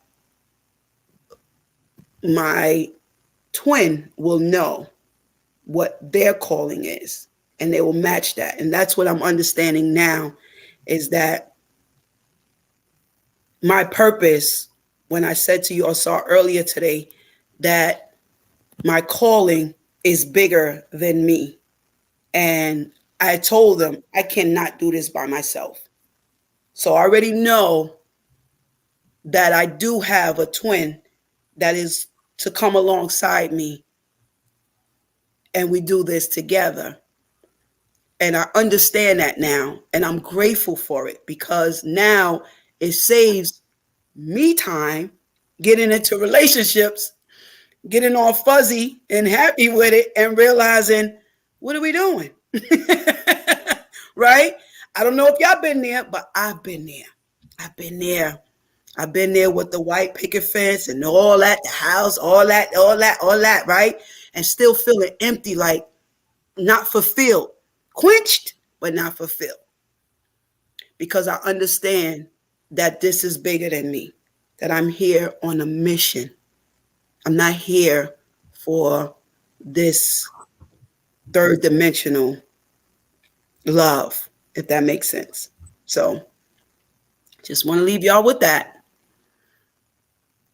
I'm going to leave it right there. I'm going to be like you, Rodney, wailing on in. Wailing on in. You know what I'm saying? Because I'm sold. And this is why the platform is hard for me, because I'm a soul being and I understand that. And I don't know where everyone is at on this platform or who's listening. So that's why at times I'm in that closet and I only speak to those that I know now that is here with me. But because you asked the question, I wanted to answer it. So to those that are listening and may need to hear that. So I'm gonna leave it right there. Tamika, yes. Tamika, when yes, you Malika, your information and you told us what you could do, yes, and you said people could reach out to you, but yes. you, if I'm not mistaken, you didn't say how they could get in contact. I did not. So okay. My email address is Tamika Love 1234 at Gmail. That was actually the time I was born too, 1234. Yeah. 1234. 1234. Yeah, you can't make this up. You can't make it up. Make that up. You can't make it up. Yeah. But Asar, please reach out to me. Please just say, hey, this is Asar, because I didn't know you was in PA. Yeah. I left for about.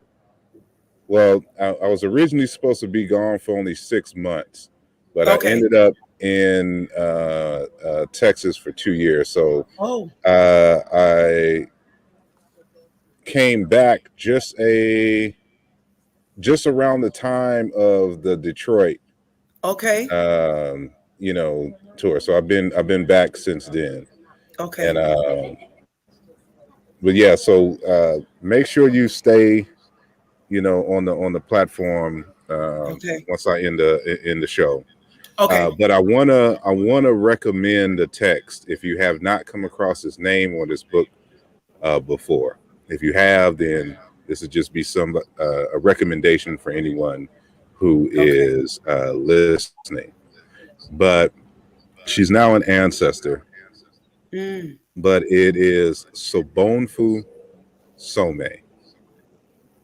So bon. Sobonfu Some. Yeah. So So bon.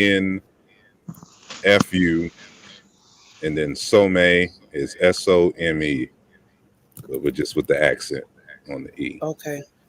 Sobonfu Some.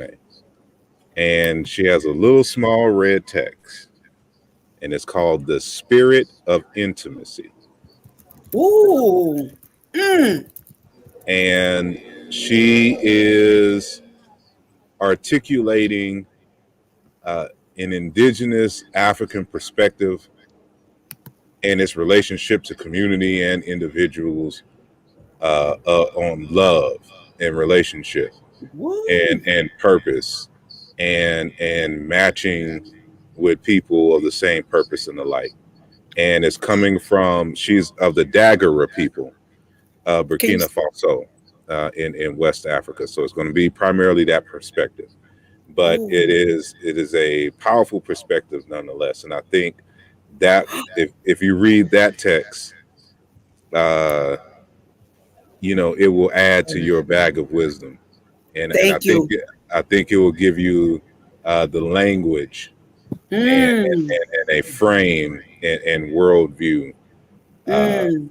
for what it is that you just articulated. Mm. So Thank you want to so make much. sure that and it's not just for you. You just kind of reminded me of the text, Hmm. and so I recommend that for anyone Thank you. who is listening. But Thank you, Roger. I definitely, screenshot it too. but I Wow. appreciate each and every one of you for Yes. coming on the platform and informing us of your thoughts and feelings and motivations and experiences on the Hapi tour. Mm. And maybe next time I can get brother Taki and sister Felicia. I Mm-hmm. know sister Dr. Motley Mm-hmm. wanted to be on, uh, Mm. but something happened at last minute. So, Okay. but maybe we can get her on as well. So these are the people that were responsible for the organization, of the tour and the like. So I'll let everybody know if that Mm. materializes anytime soon. Mm. But thank each and every one of you who are listening live, and those of you who are in the chats, both on Facebook and on YouTube and on Twitter. And again, it's always a pleasure to engage with the community and to have these open conversations. Yeah. So again, I'll be sharing your information about your businesses and the like. I'll come back and put that information in the description so that when people come revisit, they'll have the contact there in the description, just in case y'all missed it uh, when listening to it live. But with that said, One correction. Sorry, oh, Asar. go ahead. Go ahead. It's Tamika1234 at AOL. And AOL. Okay. Thank AOL. you. Is it Yeah. Tamika Love or Tamika? Thank you, Tamika. Thank you. Where you going, Tamika, without the love? Love just left that quick, but yes. Yes. So say it again. Indeed. Say it again. Tamika Love 1234 at AOL.com. Gotcha. Okay, great. Forgive me. I'm sorry for interrupting you. No. That's good, because I'd have gave him the wrong email address and they'd be like, I ain't heard back from him, and then we know why. That part. But speaking of love, love each and every one of you. Yes. Same All of here. y'all listening. Same Merv. And here. yes, the Merv, bird. And y'all be blessed the rest of this weekend and Yes. start of the week. So may y'all Yeah. have a blessed and prosperous week. Same to you. As always, hug your loved ones and and just enjoy life. Yes. Make health your priority, and may your family be your greatest accomplishment. And so with that said, y'all be easy. Peace. Okay.